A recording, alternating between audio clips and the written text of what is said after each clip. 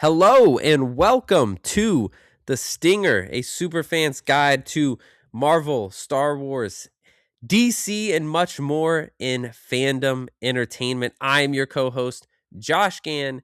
Joining me as always today, I used a few German words to brainwash them to get them here to this episode today. It's Trent, Neely, and Joseph Snead. How we doing, boys? I'm good, our guy. Let's do this. Ready to comply. That was perfect. I love it. Let's go. That's right. We're here to talk Captain America Civil War today. A little celebration because it was the 10th anniversary this year of this movie coming out. A pretty significant movie in the MCU Infinity Saga. It really launched some interesting storylines, and I feel like we're gonna be glad that we came back to this as we get to Spider-Man later this year, brand new day, as we get to Avengers Doomsday later this year. So super excited to talk about it today. As always, thank you for listening to this podcast. You can listen wherever you get your podcast, and you can watch on YouTube at The Stinger Pod, and you can follow us on social media at The Stinger Pod. Guys, how we doing? I'm doing great. I hadn't watched this movie in like a long time. I think either the lead up to Infinity War or Endgame. So, like 7-8 years. It's been a minute. And I was like rewatching this. I'm like, you know what? Like I kind of forgot that this Yeah. movie like rocks. Like really rocks. Yeah, I mean that's kind of how I felt. I've been doing a Marvel marathon with my fiance trying to lead up to Doomsday, and we watched this one, and I was like, "Dang, that was a pretty good time." That's what where are you guys at in the marathon, by the way? Between Civil War and Infinity War, and trying to kick the can down the line on Black Widow because she doesn't really want to watch it. So we're you're at, doing the chronological. yeah, we're at like Doctor Strange, I think. Okay. Okay. There you go. Civil War, this one I has always held a very hollowed place in my heart. Love this movie. Came out our freshman year of college, Yes, it did. 2016. I remember this was one of Haley and I's like first date night at the movies when we were little itty bitty freshmen in college. And I remember we took the Blacksburg transit bus to what's it called? The Regal down there in Blacksburg. Yeah. I can't remember what that theater was called, but the Regal. We went down to the Regal. It was like Frank Cinnabol at the time. Yeah, Frank Cinnabol. That's right. Yeah, Thank Frank's. you. Yeah. Now it's something else now. It's gone through a few different renditions, but I don't know what it is anymore. But that's definitely what it was. And we went there, we watched it. Crazy Haley thing. like coming in cold off the bench, not sure what's happening in the MCU. Like she watched the MCU movies, but like she didn't know what the stakes were. So I was, I made her watch the YouTube video, explain her before the movie. And I remember we watched it. We didn't have, we were freshmen, so we were on campus, didn't have cars. And we went and then left the movie theater. It was over. I'm riding high off it, and then like realized the Blacksburg Transit wasn't running anymore. So had to call a sophomore living off campus to come like drive us home, like she was our mom. It's just great fond memories of that theater going experience. A crazy story about that theater. I couldn't believe it when I heard it. So there were like the restaurants and stuff on the one side of the theater. Mm-hmm. Yeah, like the little shopping center and everything. Yeah. And then there was kind of nothing on the other side. There is something on the other side now that got built, and it absolutely blew my mind that they built it in Blacksburg. I have no. What is it? What is it? Yeah. Sheets. Really? Well, that surprises you that they built the sheets there? Well, they don't usually build stuff like that in Blacksburg. That's true. Because Blacksburg voted down a Walmart. Oh, yeah, I see what you mean. Yeah. So you're right. That is kind of strange. Someone told me there was a Sheets there now, and I was like, "It's no way."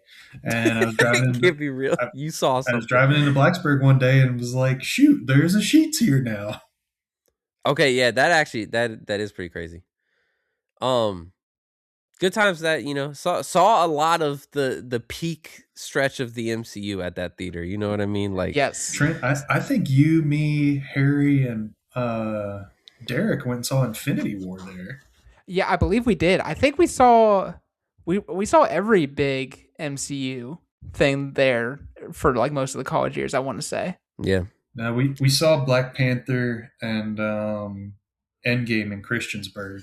That's what we did. I That's remember right. Endgame was in Christiansburg. Yeah, but this movie does kick off like the golden era of the MCU, basically. Yes. I mean, you could argue through 2019. I mean, everybody has preferences of they like Yeah, some movies more than others, but I think that they don't make a bad movie yeah, from this point through 2019. yeah. 'Cause it's this.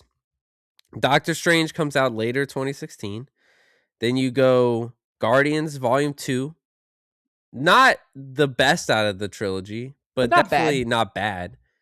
Spider-Man Homecoming, Thor Ragnarok, Yep. Black Panther. Mm-hmm. That 3 movie stretch is just nuts, bangers. Um, Infinity War, Ant-Man and the Wasp, not bad. Not bad. Captain Marvel, probably the weakest one, but still Pro- not bad. but that's the point. The fact that that's the weakest one. Like, Yeah, and then Endgame right and after. then Endgame, And then Spider-Man. and then Yeah, Far and then From Spider-Man Home. yeah. I And, mean, that is and when you compare that to the stretch they've had post COVID. That's pretty crazy. When you you remember compare that, you're that like, oh, this stretch. is why. And Civil War sort of kicks off like the MCU obviously was very successful, like leading to this, but this is the moment where it's like they are at the epicenter of movie culture. Like, Yeah. it is a guarantee that everyone's going to see these movies opening weekend from Civil War on.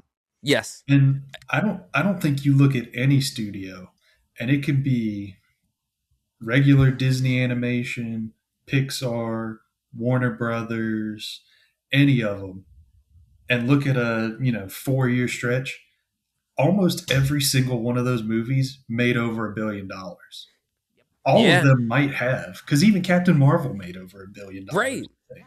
I mean, I love Uh, to think about like it wasn't just Marvel. It's like it made the casual moviegoer then thought superhero movies in general. I gotta go see because Yes. Venom yeah, also makes $1 billion.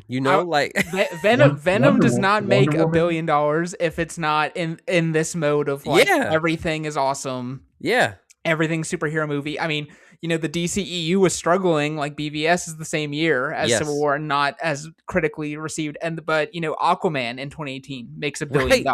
right, right, Wonder Woman in 2017. A Wonder Woman in did really 2017 makes well. $1 billion and is the first female led and directed superhero thing. Like yeah, this, it's such a. This is a like Rosetta Stone moment. And then also in 2016 we have Deadpool. That's like the R-rated, more grounded or indie yes, superhero movie can work as well. yeah. And then in 2017, Justice League was there, Justice League have. Yeah, and I And then in the summer of that was a low 2016, point. it was the first version of Suicide Squad, which is now very made fun of. But that people forget that movie made $1 billion as well. Like that movie, did it really? And that movie made a that ton of movie, money. it had a lot of hype behind it, and then it was Yes, kind because of it like had that incredible trailer.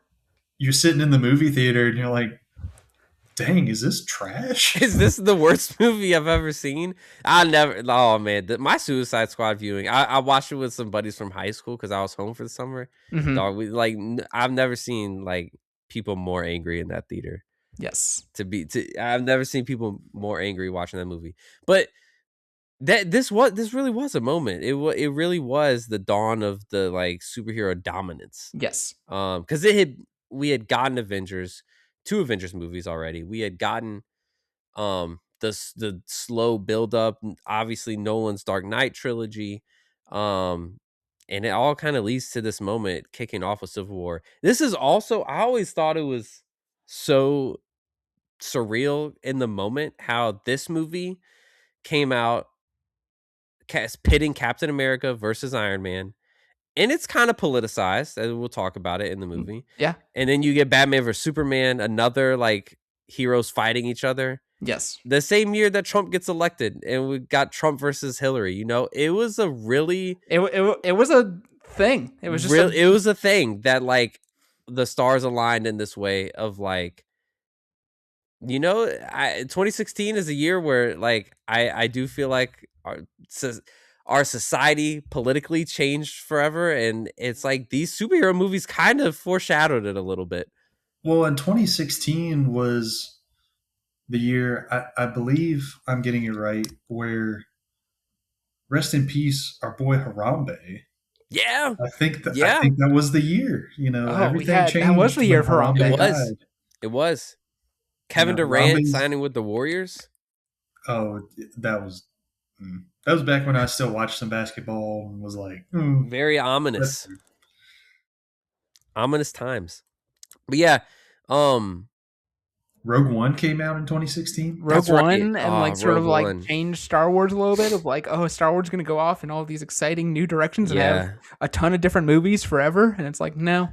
Speaking of Rogue One, because I feel like I think about this movie, Civil War, that we're talking about today, and Rogue One together a little bit, Trent, because I feel like you weren't the biggest fan of either of those movies for a little while. Is that correct? So Civil War I was a huge fan of in the moment, Yeah. and then I cooled on it for a reason that I'll talk about in a little bit here. Okay. That's still like, I'll tease it this way. There's a big issue with this movie, and it's not actually this movie's fault.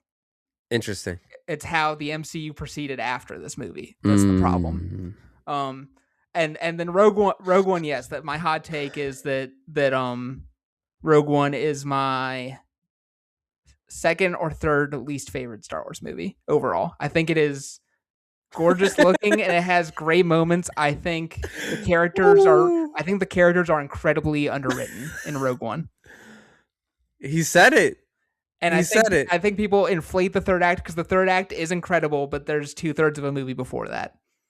That's true. This is also my opinion about Toy Story 3, by the way. That the ending of Toy Story 3 is so incredible, people forget that the opening 2/3. What? Yeah, Trent, what? Yeah, Toy Story. Just holding on to that one too? Yeah, Toy Story 3 is my least favorite of the. I'm speechless right now. See, there's a difference Rogue One thing I could live with. Toy Story 3? Quentin Tarantino's #1 movie of the 21st century? Hey, like the final, everything from the incinerator to the end is no notes. Truly, no notes. There's a lot of stuff before that, guys. There's a lot of stuff before that. Trent, oh man, I don't know if it's up there with 1 and 2. Trent, you're a crazy man. This is getting clipped. Look, yeah, that's fine. Clip it right now. Clip it right. Look, I'll even take the Rogue One's not everybody's cup of tea, but man, Toy Story 3, that's. I know. That's crazy. Yeah, we got to come back to that one. I think we can do a deep dive pod on this, and maybe on the rewatch, I'll like soften my take a little bit. And I'm not saying it's bad. I just think the ending is so good. People get fixated on the ending, and I'm like, but does anybody remember what happens for the first 2/3 before we get to the incinerator? Wow. I don't know what to think. I guess I guess like in fairness, it has been years since I've watched it, so I guess. I'll need to rewatch it to have a real justified comeback to that, but it's been years since I've watched it because you guys know like the emotional damage meme, like that's what you get watching Toy Story 3. Like you can only watch this a couple of times. I agree, but it's all in the ending.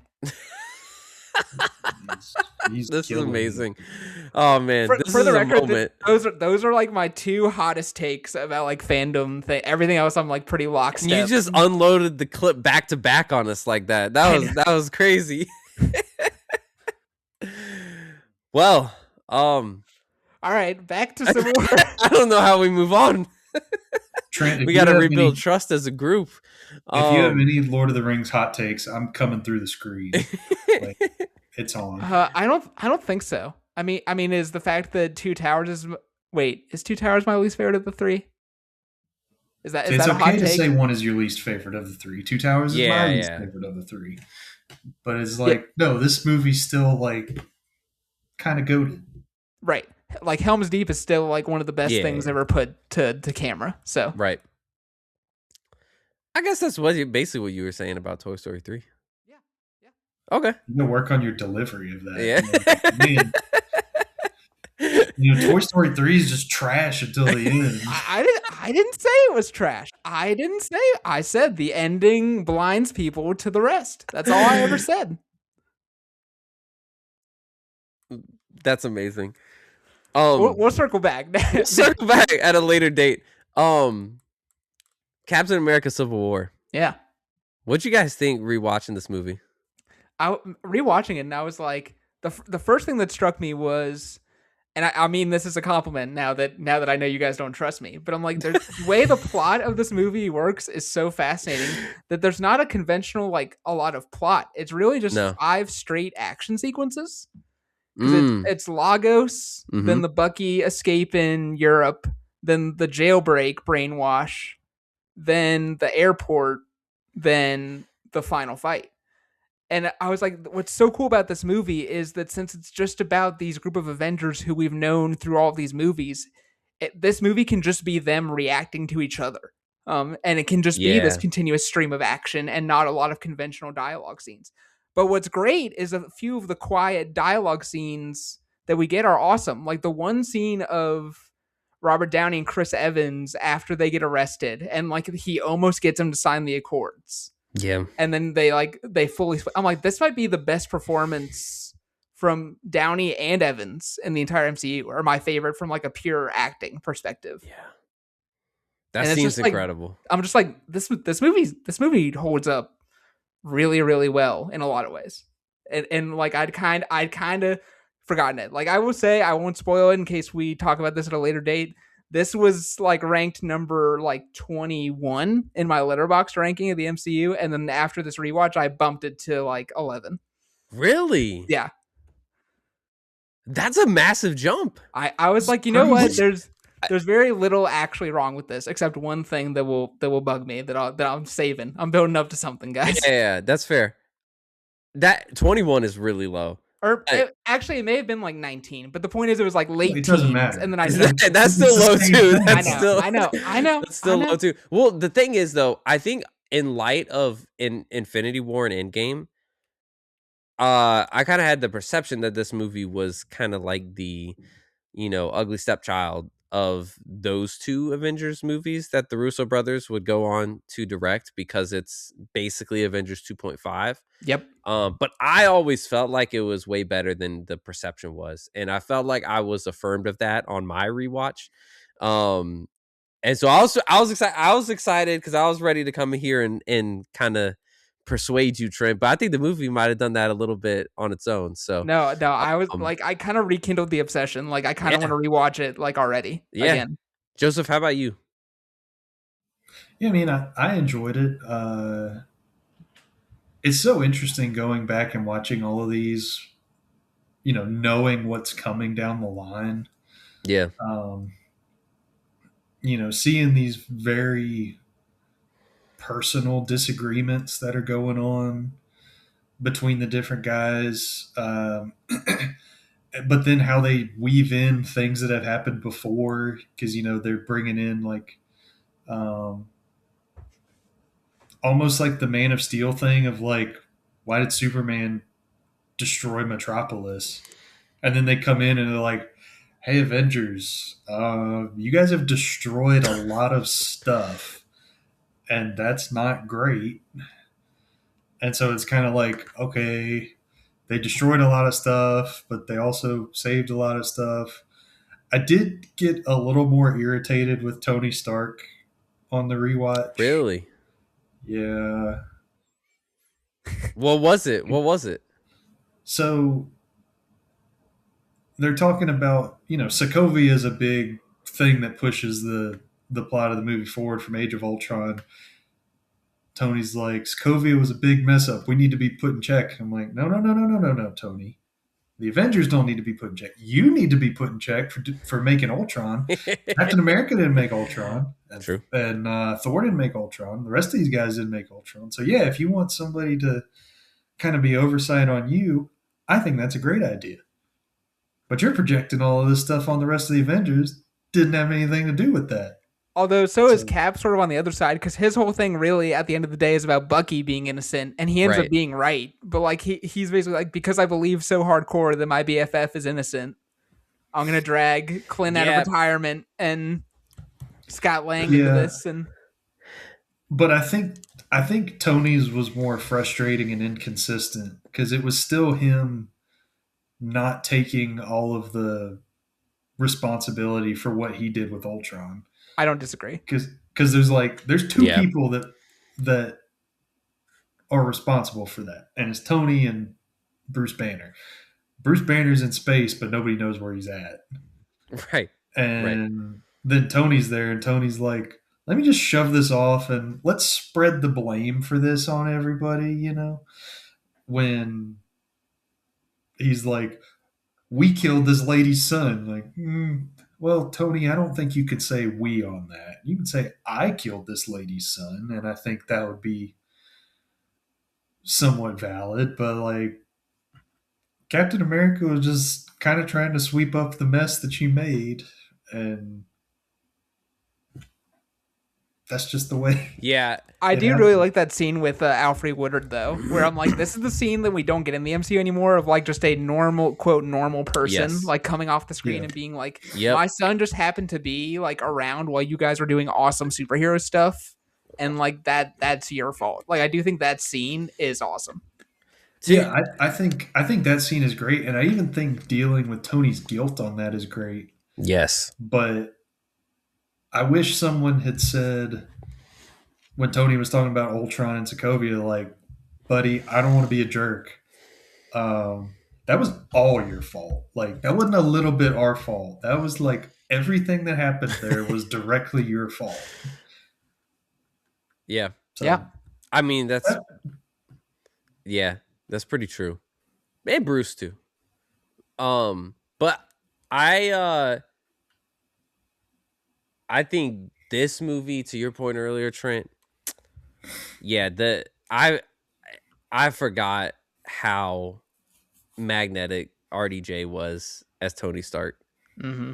because it's been a while since I've watched those movies, and man, he is, and like, and same with Chris Evans as Captain America, but RDJ especially just like shines bright in this movie. Like he Yes. is incredible. It's like, man, the you just forget how much the MCU really was riding on his shoulders. I literally was watching like his performance, like and I agree, Joseph, with a lot of stuff you said about Tony's story, but like his performance, and I was like, oh yeah, this is why they brought it back for Doomsday. Like it clicked for me. Yeah, I'm yeah, like, man. oh yeah, this is why. They kind of. That's why I'm like MC from an MCU perspective. Um, I just kind of want to see them get to X-Men Yep. because they created a world that kind of can't exist without RDJ. Like it just does not feel the same when he's not at the center of these movies. Yep. yeah. I mean, Tony Stark is the main character of the MCU. Yeah, He's not necessarily my favorite character, although he's one of my favorites. But I mean, you can't really act like he's not the main guy yeah, for all of them from Iron Man to Endgame, and then now they're probably going to retcon Doctor Doom in to be kind of pulling the strings in a bunch of these other movies. right. The other thing that popped out to me is I want to get y'all's thoughts on this too. Is I always really did think of this as Avengers 2.5, Yep. but rewatching it, I actually think this is a fitting third movie of a Captain America trilogy. Now it is like stuffed with other stuff, but I think thematically it actually ties up a 3-part arc of Steve Rogers. I literally was gonna say the same thing at some point. Really? I think the genius of this movie is the first Avenger is all about that Steve Rogers is a good man and he just needed the ability to like physically be in the fight. Winter Soldier is like just because the institution of Shield exists, like Steve's gonna go against the institution for what he thinks is right. And then this one's like even against his friends, and he understands that his friends think what they're doing is right, which is what he says to Tony at the end. He's like, I still think Yep. I have to stand in my own way. And it's like, oh no, this is the conclusion of the arc that like Steve Rogers for better or for worse, like his moral compass will guide him at all points. Yeah. And I Mhm. do think that yes, this movie is Avengers 2.5 in a lot of ways, but that conclusion of that arc is like no, he really is that immovable moral center, and like this movie puts that to the ultimate test. Yeah, and I mean, you could even look at the Winter Soldier as Avengers 1.5 in some ways, but it's True. still The a Hydra full on plot. Captain America movie because I think the emotional through line of the movie is Cap, Bucky, and Tony, and then you see how Bucky and Tony's stories have intertwined over the years. But he's still Captain America's best friend. Sam has a lot to do in the movie. You build on the relationship between Cap and Black Widow from the second movie. Um, the continuing fallout of all the Shield stuff. So it's the whole story of the movie is built off of what happened in the second Captain America movie because that affected what happened in Age of Ultron with all of the Hydra stuff getting out, and so they're still picking up the pieces from that movie. Yep. And I I was just really interested in his arc in this movie more than I had on any other watch of it because of things you guys have both talked about, but he's obviously his moral compass is always going to guide him. And in Winter Soldier, it's to like point out to Nick Fury and realize that like, hey, you gotta share some information with me. Like this isn't the way to respond to fear, and he's kind of put in a position where he can't be in control. And I think his moral compass thinks that if he were in control, he'd be running a tighter ship than Nick Fury is within Mm-hmm. as the director of Shield. Yep. And in this movie, he kind of gets the opportunity to take control of the reins by like protecting Bucky at all costs. And it actually leads to the fracturing of the Avengers. And I just think that's like really fascinating that because this is and I'm sure we'll get into it, but this is what leads to Thanos' snap. If this conflict does not happen, then I don't know if the Avengers lose to Thanos, but this this conflict and it ending the way it does, where Tony's like, "You don't deserve that Mm-hmm. shield," and Steve literally decides, I'm gonna throw Tony aside here and pick my day one because I think I'm in the right." Uh, it breaks the Avengers. Yeah. Mm-hmm. Yeah, Um, yeah, go ahead. I mean, I do think that if all of the Avengers are on Earth during the events of Endgame, or like united on Earth, I don't know that he does beat them. Mm. Um, Yeah, I would say that. See, this we're approaching my still flaw with Civil War. Okay, yeah, Right, right. let's get into it. So I just I like I agree with you, Joseph, but also like the way that Infinity War works, and this is my point of what I was hinting at, where I'm like, I don't know if this is Civil War's fault or like the future of the MCU's fault, but like even if all the Avengers are together in Infinity War, the way that movie works, I still think that like Ebony Maw is like, we're taking some of the Infinity Stones to space, and Tony's like, I got to go to space, and Steve Rogers, even if the Avengers are united, are still like, I'm gonna be in Earth, so it's still the divided thing anyway, and I'm just but like, I think, sorry, I think all of them would be in New York to fight Ebony Maw. Right. I think you prep a little bit better, like Maybe. I still think the way that Infinity War works, the way it's written, I think it mostly happens the same way. And like this is like my more macro point is that I am frustrated a little bit that the central debate of Civil War, where it's like, what if we have to go somewhere, but the government says no, or they put us somewhere we shouldn't be? That's never comes up again, and the fact that like, imagine if I time traveled back to 2016 after you guys are walking out of the theater, and it's like, oh my gosh, people are on the run now. So it's like, oh, don't worry, no one's getting arrested for violating the mm, Sokovia Accords, and guess what? The Sokovia Accords I don't think are even brought up by name ever again. Oh, Like, that's interesting. and so it's like, do they they're brought up some they're brought up several times talking about them getting repealed. right, but like Oh, it's already in the process of like getting rid of it, as opposed to like ever being a true consequence for any of the characters of the MCU going forward.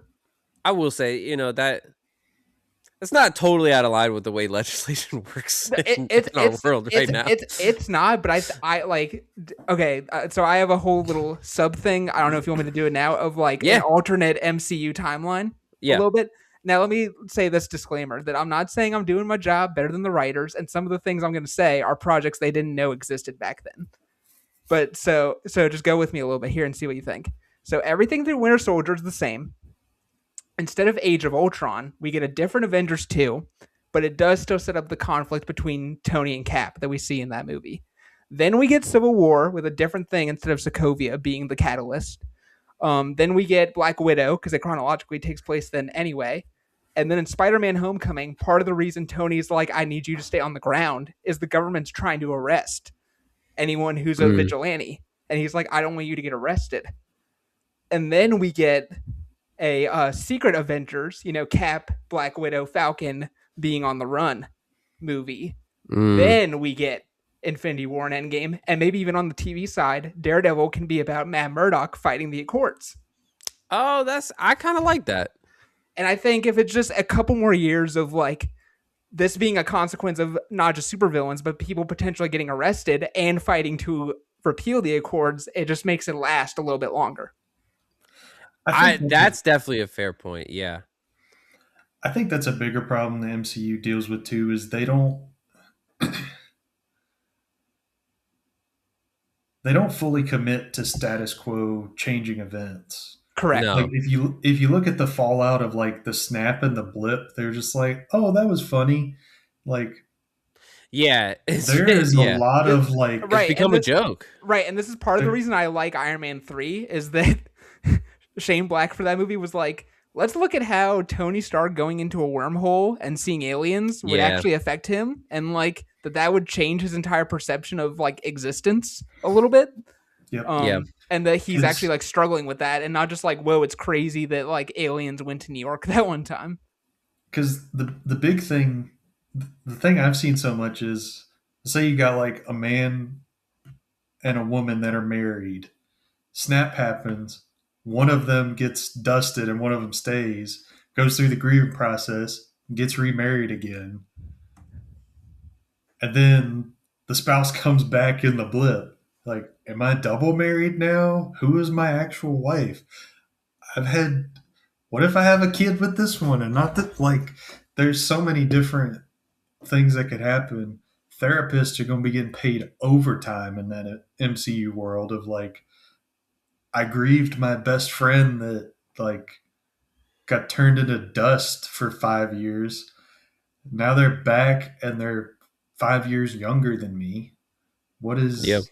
is going on? And they never really committed to stuff with the snap. I mean, they had a little bit of it in like Falcon and the Winter Soldier, but it wasn't done particularly well. The only person that they've done really well with the snap actually being a thing is Yelena, because she's Yep. like, Yeah. That one was good. Natasha left me when I was a kid. I got her back, and then she fought Thanos, and I disappeared for what I thought was like 3 seconds, and now I've lost her all over again. That's the only character that's had like genuine emotional. Yeah.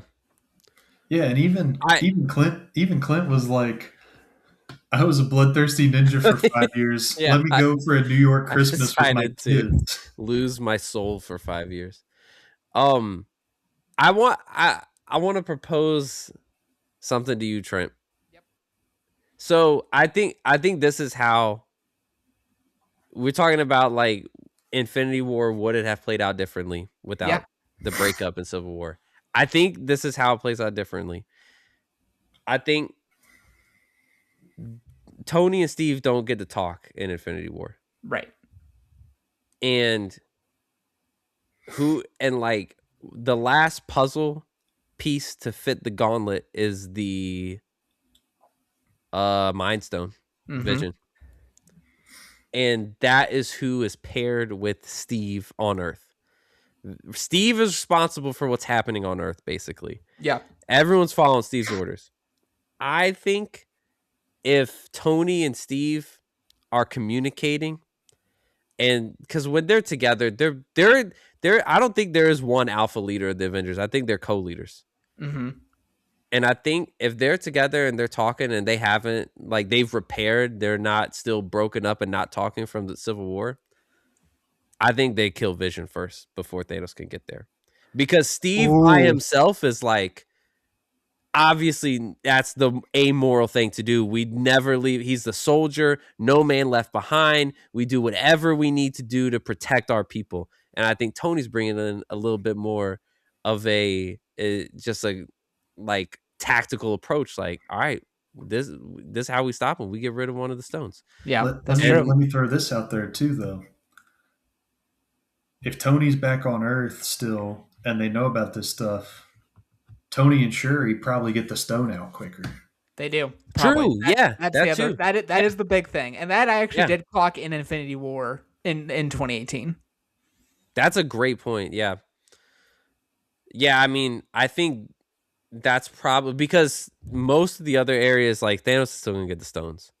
Other than that, and Doctor Strange might choose not to give up the stone if he sees something like that happen. He might choose not to give up the time stone. That might be the only other thing that changes. But Hey guys, this is the what if episode they never did. They- They should have Bruh. done Infinity War if there was never Civil War. Why did they Instead not of do this? all- they wasted so much time on that, man. Instead There of was so all many the good what if things they could have done. episodes that they should have never done. They should have done that. They should have showed us what would have happened. Like Well, that. At least X-Men 97 is coming soon. That's true. That's true. We got something to look forward to. Oh, and I forgot. I one more thing. So in my alternate timeline, so yeah, I like the Secret Avengers thing with Cap, and then the post credits for that is Tony. Sokovia Accords are still in effect, so superheroes aren't allowed. But he's like, we need law enforcement. Then he's like, I'm building this AI system called Ultron, and that's how the Avengers actually get back together. Is Ultron goes out of hand, and then Cap's like, hey, we got to clean this up. Oh, interesting. And that way you could even like slowly build out Ultron, and that fixes a lot of people's biggest problem with Age of Ultron. Yeah. That it's not an Age of Ultron. It's like Age day, 3 days. weekend of Ultron. Weekend of That's very interesting. I like that approach. I think maybe- another thing, if we're talking about things we would change about it, no romantic chemistry between Cap and his niece. That was really unsettling on this rewatch. Oh my gosh, I'm so glad you said that. I had that in my notes, man. I genuinely appalled. And then the gall of Sam and Bucky to be like, to have those just smirks in the backseat of the car, like, bro, that's his niece. What's crazy is Sharon, I missed it before, she like says to him, she's like that was overdue. I was like, that was overdue. That was overdue to your great aunt. It was like, you guys were neighbors for a couple years, but it was just a mission, and then he was kind of mad at you for lying to him. Right. Like there's the only romantic thing before is like he like half-heartedly to like get back out in the world is like, hey, do you want to come over to like hang out in my apartment for a second or something? And she's like, oh no, I'm doing like laundry or whatever. But that's not like romantic tension. Like, not at all, man. That's weird. You know, that's sometimes that's when you remember this is a comic book movie written by guys and some that may not it know helps what's you going on remember in this realm. That it helps you remember too, this really wasn't all planned out. Because I think the Russos have said that like it wasn't until maybe when they were making Civil War or after they made Civil War that they actually cooked up the Infinity War Endgame plan. Because this is also in my notes too, is that I forget that, and people forget that Robert Downey Jr.'s contract with Marvel was done after Ultron. Yeah. If you watch Age of Ultron, Tony like hands the Avengers over to the to Cap, and it's like basically like leaves the MCU. And so it's like it could have been a totally different thing if Downey did not agree to come back for these last couple years of that phase. It would have not worked at all. Which I think the whole Crossbones virus thing was like the original fallback plan. What was that? where it was like Crossbones Oh, steals a virus that's gonna do something to like a populated city, and then the super soldiers thing was still a part of it, like the army of super Hmm. soldiers. interesting. And Yeah, I, apparently, because I saw like the Russo brothers did a anniversary screening a couple months ago for this movie, and they oh, that's said cool. Marvel Entertainment, which controlled like the Marvel comics, like controlled the movie studios at this time, they did not want Tony and Cap to be divided at the end of the movie. They wanted them to team up to fight the super soldier people in like the tanks Oh, interesting. that Zemo was controlling. And the Russo brothers were like, we are flat out not interested in that. And like they were like, we will leave this movie if that's like the final plan. And so Really? apparently, from what I understand, that's what led Kevin Feige to be like, hold on. And so then like Disney Yeah. sets up Marvel Studios as a separate thing from Marvel Entertainment, and it's like now you guys can do whatever you want. And That's crazy. yeah, That's so really So cool. Civil War is also like a huge moment that like the MCU becomes its own corporate entity as well. Yeah. Apparently, And talking about crazy stuff like that happening, we can talk about how the movie The Interview might have been responsible for Spider-Man being oh in yeah, the because the leak of the MCU. Sony emails. The Yeah, Sony because emails? yeah, so do you remember the interview? I didn't watch it, but the one where like Seth Rogen and James Franco. Oh, yeah, yeah, yeah. Yep. Yeah. So North Korea was so mad about that movie, they hacked Sony and released all the emails. And Sony was like, in the emails, like, we have absolutely no idea what we're doing with Spider-Man. And it was such like bad PR that Are they you made a serious? deal to get Spider-Man in. I mean, it wasn't like as direct as that, but that Yeah, kind yeah, of yeah. started all the conversations. No, So yeah, like, if and that movie doesn't happen, Spider-Man's probably not in the MCU. no, the Because that Russo was when they brothers were were still doing all the stupid like Amazing Spider-Man Right. spinoffs and like an Aunt May spy movie, and Black Cat was supposed to have a movie. I think there's supposed to be Amazing Spider-Man 3. There's going to be like a Sinister Six movie. That's Um, crazy. no, the Russo brothers said like that like a shockingly few amount of weeks before the airport scene, they didn't actually have the rights to Spider-Man. They were like we were right down to the wire of like, are we actually going to be able to use this guy? That's crazy. And it's crazy because he fits so like perfectly into this movie, in my opinion. I don't know about you guys. I've been seeing a lot of Instagram reels lately of like people being like Civil War is the best portrayal of Peter Parker in the MCU. This is like a take that's been floating around recently. Oh, That like interesting. he's like the most powerful he's ever been because he like stops Bucky's punch and Yeah. throws like the billboard thing, and he swings around more than he has in a lot of his solo movies. They're like this is the best version, and I forgot how perfect like the hard cut to the Queen's text credit Yeah, card is. bro. He's got like the perfect millennial, like he's got the wired earbuds Yep. through the shirt, which like Yep. everybody did Yep. back in the day. No, his chemistry with Downey and that whole scene, and like where he like paraphrases the "great power, great responsibility" line is and just he's so good. So good, man. and he's also just like for the entality of the battle, dude is just like goofing off Which is and so making Spider-Man. fun of people. Him And saying you have the right to remain silent when he's fighting like Sam and Bucky like killed my theater. That was like the biggest laugh out of all of like Yeah. the last lines of Civil War in it. I mean, the fact that he comes in, snipes Cap shield from him right off the bat is just like, it's just what an entrance. Well, Like and it'll and before, never. and we didn't talk about this like when the movie was released, but like even before the movie came out, like there was like rumors that like Yeah, Spider-Man might be in this, like it might actually happen, and then the trailer comes the out, trailer. Yeah. and like it gets to that part of the end where he's like, I've had enough underoos, and it's like the web shield, and it's like, hey everyone, which is like a line in the movie, but it's Yep. also him like saying like, yes, I'm in the MCU now, Yep. and I that remember like I that remember clip. watching that trailer for the first Oh, time. dude, I I, lost my I mind. I watched that trailer like 500 times just Yeah. to like watch that moment. Yeah. So like Yeah. on Same, man. repeat. I Oh was man, such a good feeling. I was sitting in my car. I was meeting my nana for lunch at Red Lobster, and it came out, and I was like, I gotta do this before I go to Red Lobster. Sorry, Nana. Gotta wait. And now Red Lobster is closed. No more shrimp. That's tough. Yeah, Spider-Man in this movie just that is probably one of it's always been one of my favorite parts of this movie, but continued like to be verified upon watching this is that the introduction of Black Panther and Spider-Man in this movie It's so are good. goated. Like I don't know if you could introduce characters in a separate movie that's not their own standalone movie better than what's done in this. Chadwick Boseman, rest in peace. Like Bruh. he is so good in this movie where he is like Yeah. he's not cocky like Tony, but he has like such confidence and presence because he is like this royal leader. Yeah. And like he's like I love that he's on Team Iron Man, but if you're watching him in the action, he's only about Bucky. And so like every time he's in like these big action set pieces in the movie, it's like he's only fighting Bucky, or if it's somebody getting in his way of Bucky, that he has to fight them quickly. Yeah. It's such a great like little moment. By the way, this Black Panther suit, like no disrespect to all the hard work they've done on all the other suits, but this Civil War suit's by far my favorite one.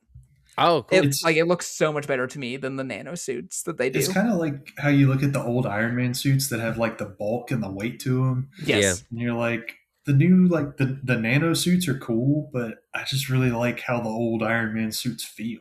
Yeah. Same Yeah. thing. No, I mean he has some of the best one-liners in all the MCU, I think, in this movie. Yeah. Like when he's like, I ask you as warrior and as king, what do you think will stop me from getting to your friend? Like, oh my gosh, like just cold. And then the final at the end as Zemo's about to kill himself and he Mhm. stops the bullet and he's like, the living are not dead with you yet. I'm just like, oh my gosh, daggers. Like No, it's he's so good. such a special actor. Like such a special. Yeah. Yeah, I mean, we talked about it a while back when we were doing like our fandom meet cutes and we were talking about like the Mount Rushmore of different superhero actors. And I really think Chadwick, we did not get enough time with him as Black Panther. Like just this movie here alone, I'm like, oh my gosh, this is one of the most iconic superhero performances ever. And Yeah. it's just, I mean, and such a he's been snippet. in he was in what, 4 MCU movies: I Civil think War, so. Black Yeah. Panther, Infinity War, and like 5 minutes of Endgame. Yeah. Yeah. And I mean, I think if not that people forget about him, but I think if he still lives and does some more of those movies, we're talking about Chadwick Boseman the same way we talk about Rock Daddy Jr. Yeah. and like Hugh 100%. And Jackman. It's like him and Hugh Jackman and Chadwick Boseman. Yeah. I think the MCU like builds like T'Challa as one of the like anchor beings of the Yeah. storytelling if he's still Yep. alive. Like they build movies around him. Yeah, you could build the future Avengers around him. Yes. They could have done that. I'm sure Marvel Studios had that in mind. Yeah, I Um mean, I think so because they were kind of looking at what's the next generation going to be. So you've got like, oh, we're going to build the Avengers with Captain Marvel and Doctor yeah. Strange and Black Panther and Spider-Man, and the post Endgame phases have not done that great, and I think Yeah. some of it is losing focus, but also losing Chadwick Boseman. Oh yeah. Oh, for sure. Yeah. Yeah, he's just there are a lot of great moments of his in this movie. Mm-hmm. Um Can we talk about the airport scene a little yeah, more I detail wanted for a to little talk bit? about this. Yeah, yeah. Get to So, it. like obviously in the theater, like incredible, like in no small part due to like Black Panther and Spider-Man are on screen and like stuff that you never thought you'd see, like Giant Man and all that stuff. It's incredible, like truly a Yeah. great scene. But, Yeah. but Yeah.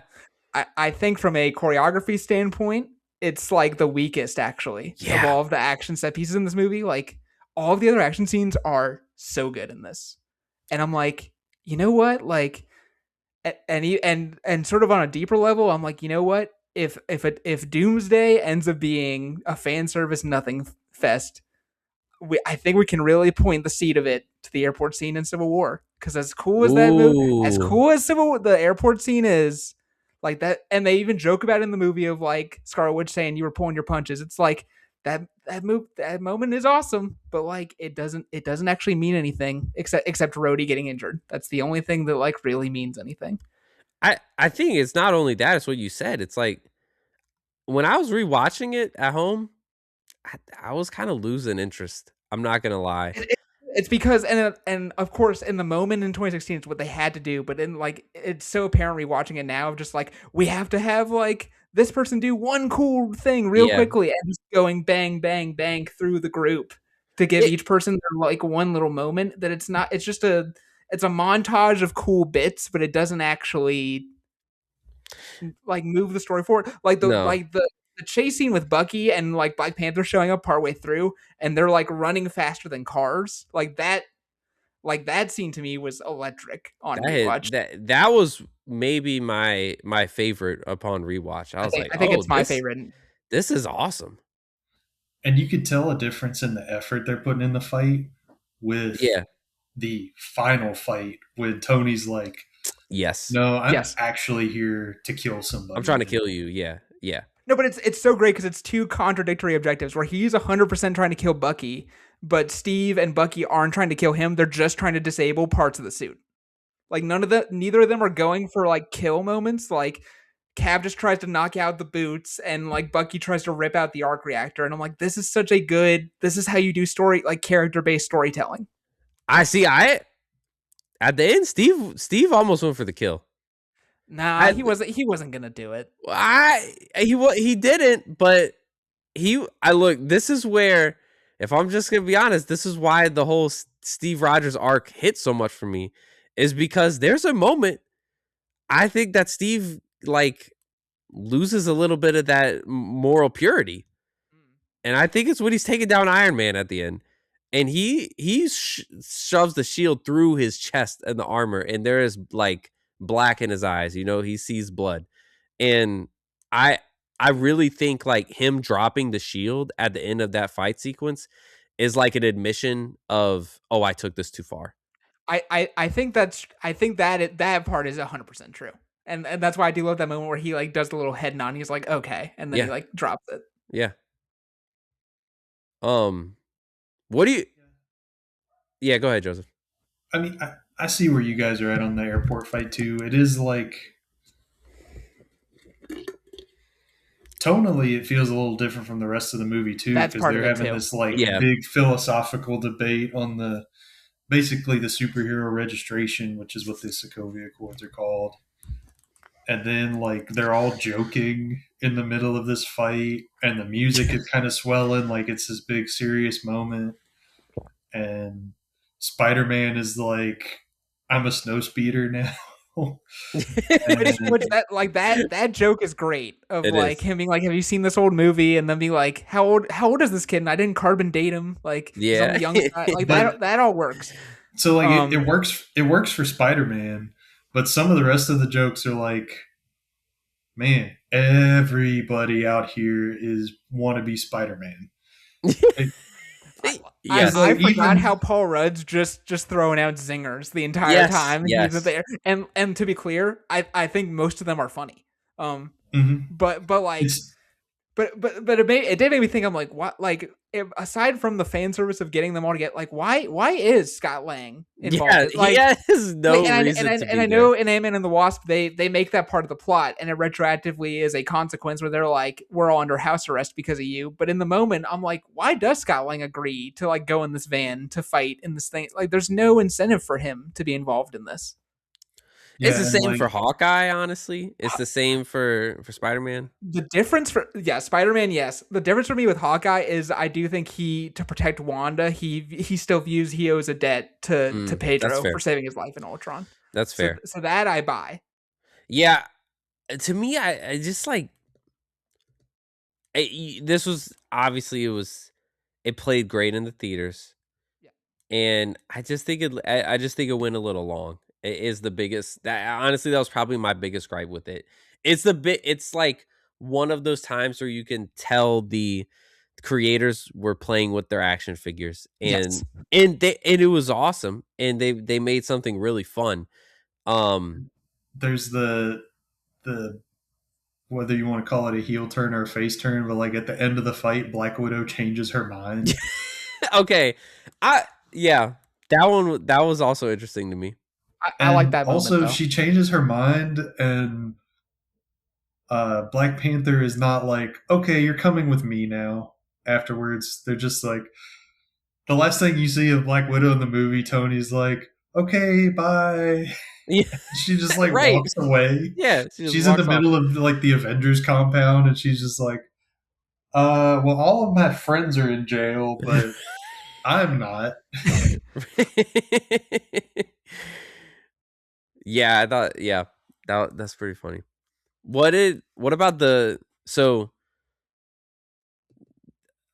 final conflict? And yeah, I know we're jumping around a lot. So, but yeah, it's a really great scene. Like that's another great acting moment of just Robert Downey Jr. reacting to the security footage.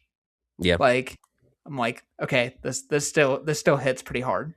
I love Uh, and like right after and he looks at Steve and did you know? Has become one of the greatest I memes. would say it's hard now because that's become so memeified that like it's hard to remember it in the emotional register that it's meant to be. But My um, favorite there's like one around Christmas. And the caption is just angel the angel to Mary and it's like, "Did you know?" Don't Jimmy Rogers, did you know? So good. that's awesome. No, But it's such a great moment. no, and it's such a great payoff to a blink and you miss it moment in Winter Soldier, where like during the whole Zemo, or Zola, sorry, Zola's algorithm scene, where like they're like Shield would have stopped you, and it's like accidents happen, and it just flashes a newspaper headline of Howard and Yeah. Maria Stark die or something to that Yeah. effect, and you're like that's literally like the only thing that Steve has to like sort of guess on it, and so you sort of Mhm. get what Steve's saying, where he's like, I didn't know it was him, and it's like, but you did, but you Yeah. didn't. And Um, and no, it really when you works. watch the movie the first time, and they walk into that room, you're like, oh no, they have to fight the super soldiers now, and they zoom in, and one of them, or they all have like bullet holes in their heads, and you're Yeah. like, what? Yeah, like, what's What is happening here? going Yeah. on? And then Zemo's behind his like little window, like, hey guys, let me tell you a story. Well, no, and it's so great because like when you're first watching Civil War for the first time, there's the scene where Tony like relives the memory with his Yeah. parents, and you're sort of like, this is kind of a weird scene to like put in this movie.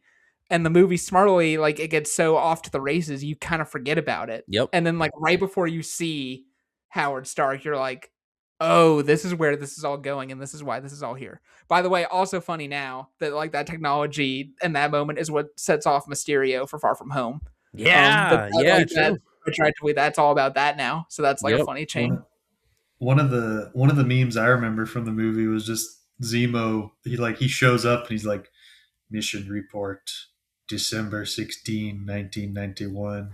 It's just like he goes to the next one, he's like, mission report. And he's trying to get it the whole movie, and then, he kind of figures everything out.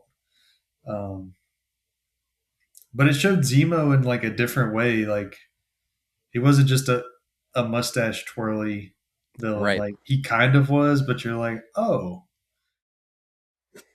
I don't agree with what you're doing, but I understand why you feel that way, Zemo. Because Right. Zemo and Alfred Woodard's character basically have the same gripe. Yeah. Correct. Yep. And Zemo's like, I'm just going to destroy the Avengers. So, and he's even kind of upfront about it, like, yeah, these guys would smoke me if I went straight up against them. So why would I do that? That's stupid. Yeah. I'll figure out how to just destroy them from the inside.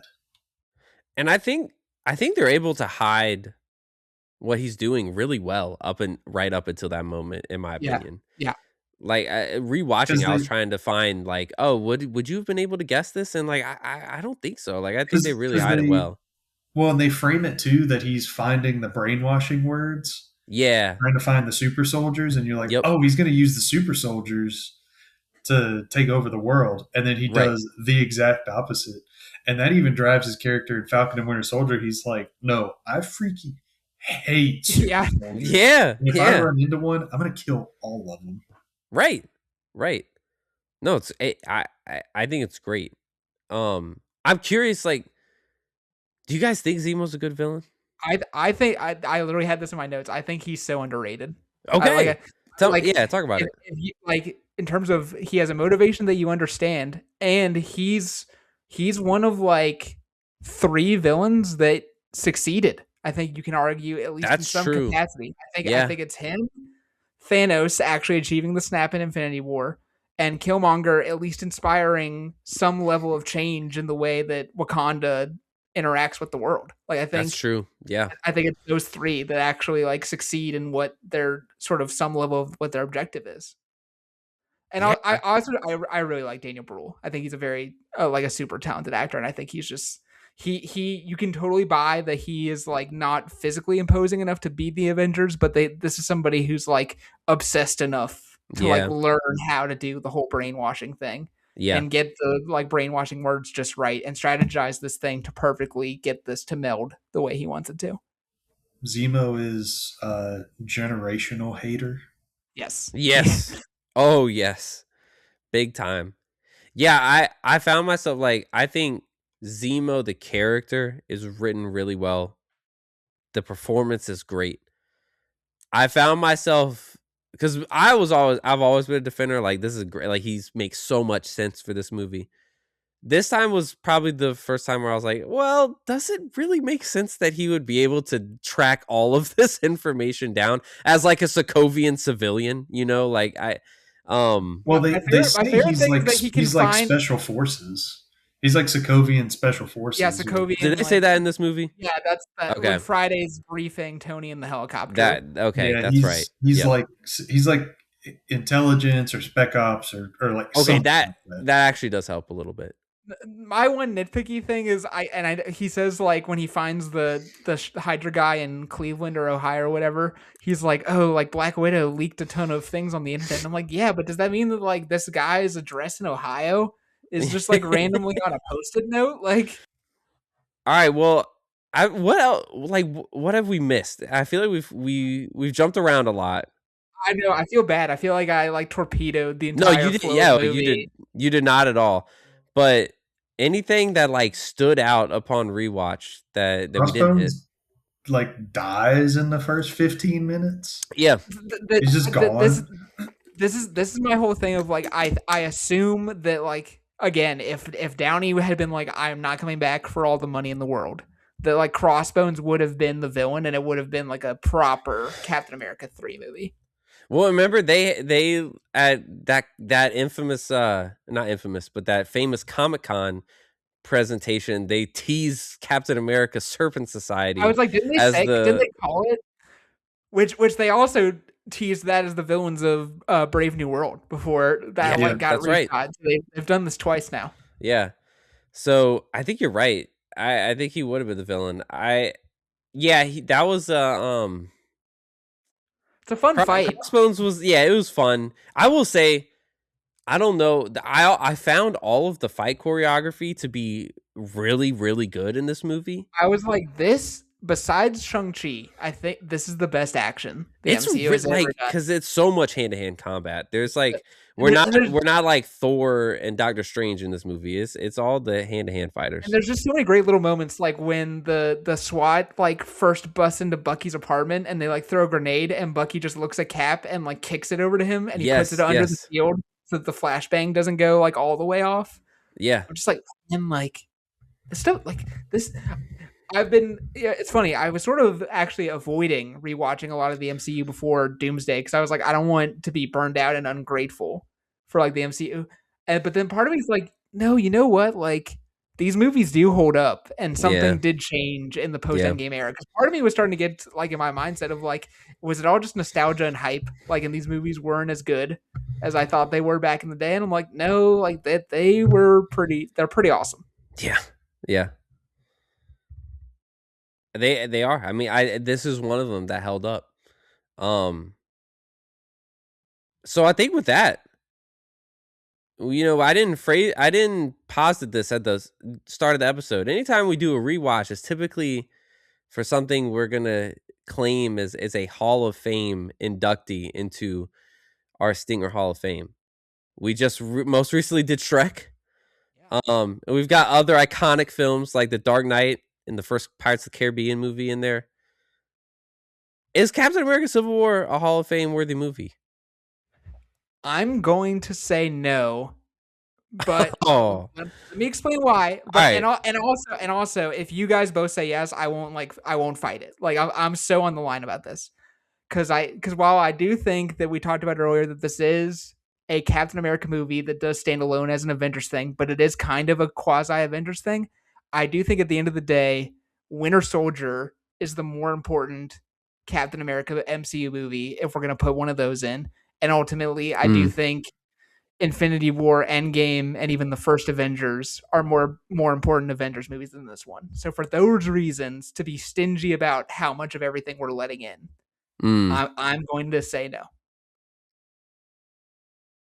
For me, you know, not everybody in the Hall of Fame is a quarterback or wide receiver, safety. We need, I'm a big proponent of special teamers in the Hall of Fame. There you Get go. Vinny in there. Josh, for you, I'm really glad Devin Hester made it in Amen. there. That's right. We want O linemen in the Hall of Fame. Yeah. I think Civil War is like the O lineman. This is the in the trenches guy. Mm. So I'm going to say yes. I love that metaphor, Joseph. The old lineman of the Oh, MCU. Hyman. You know, man, this is tough. Because I actually think the movies you mentioned, Trent, those are the more beloved MCU movies. And uh the stakes are ultimately higher with the final two Avengers movies, but I do think this one is one of the most important um for what we talked about earlier. I'm curious, Joseph, where would this movie rank in your like MCU rankings? I mean, I think it's in the top 10. Yeah, because I think it's I in the mean, top 10 for me too. I think it really is pushing into top 5 for me.